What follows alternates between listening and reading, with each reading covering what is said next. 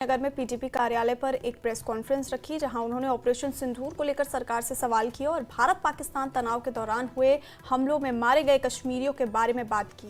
महबूबा ने पूछा कि ऑपरेशन सिंदूर से क्या फायदा हुआ। पूर्व मुख्यमंत्री महबूबा मुफ्ती ने इन हमलों में मारे गए लोगों को शहीद घोषित करने की मांग की। इसके साथ ही युद्ध की वकालत करने वालों को सीमावर्ती क्षेत्रों में कुछ समय बिताने की बात कही। उन्होंने कहा कि युद्ध कोई समाधान नहीं। मैं कल टंगडार गई तो वहां भी मैंने देखा बेचारी वो एक औरत है, उसका हस्बैंड यहाँ मजदूरी करता है श्रीनगर में, 2 बच्ची हैं उसकी छोटी छोटी, उसका घर बिल्कुल तबाह हो गया। तो वो भी बेचारी, उसको पता नहीं मैं कहाँ किधर अपना सर छुपाऊं। तो इसलिए मतलब हालात काफी खराब हैं इन लोगों के, इनकी जान भी गया, माल भी गया। और कई जगह ऐसा है कि जहाँ शेल लगा हुआ है तो ढांचा तो खड़ा है मगर मकान पूरा बोसीदा हो गया है, मकान खोखला हो गया है। और जो मैंने सुना, जो सरकार की तरफ से टीम्स गई हैं वो देखते हैं स्ट्रक्चर खड़ा है और तुम्हारा एक शीशा टूट गया तो बस, ऐसा नहीं होता है।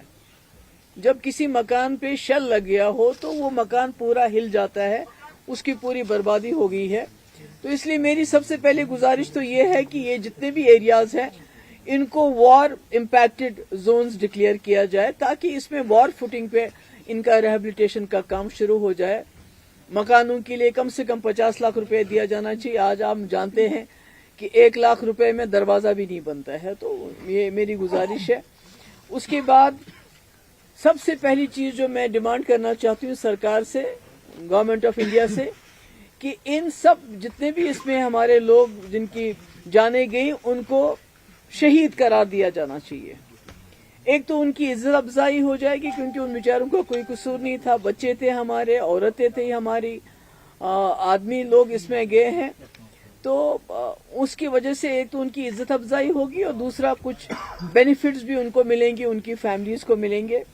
और जिनके लोग चले गए हैं उनको नौकरी भी मिलनी चाहिए, एक जॉब भी मिलना चाहिए।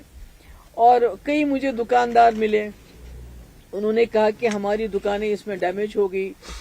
तो उन्होंने जो बैंक में इंश्योरेंस है तो बैंक इंश्योरेंस देने से इनकार करते हैं, वो कहते हैं ये जंग है, हमारा इंश्योरेंस नहीं दे सकते आपको।